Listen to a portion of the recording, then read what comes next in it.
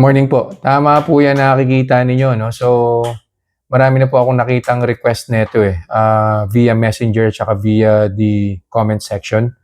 Try ko raw po yung French Baker Sourdough. So, ito na po, kabibili lang. Ito po yung itsura niya, no? Ayan. Butas-butas naman po siya, pero I'm not really sure if this is fermented or not, no? Itatry ko po siya. Isang maliit na piraso lang po ito. Ganito lang po kaliit and ganyan lang po kanipis para protection ko rin po in case na mag-shoot up po yung blood sugar. Sobrang liit lang po nito. So by the way, kumuha na po ako ng blood sugar. Ang blood sugar ko po currently is 117 via the Otay CGM. Yan po.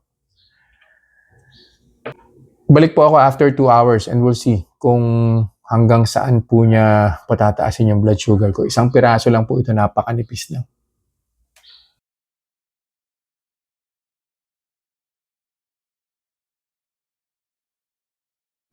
Conclusion na po tayo dun po sa kinain kong sourdough 2 hours ago. So nag-start po yung blood sugar ko at 117. First hour, umangat po siya, no? 128, so that's plus 11. And then on the second hour, bumaba rin naman po siya. Actually, mas mababa pa po siya kaysa po dun sa blood sugar baseline na 117. Yung final blood sugar reading po natin was at 113. So, yung actually yung plus 11, no, dun sa first hour, 117 to 128, minimal po yun kung tutusin. Pero if you're going to take a look at yung size or yung laki nung sourdough bread na kinain ko, isang slice, at saka sobrang nipis po niya, at saka sobrang liit po niya. Kumbaga yung pinaka-tail end lang po yung sourdough, hindi po siya yung gitna, kaya maliit lang po siya.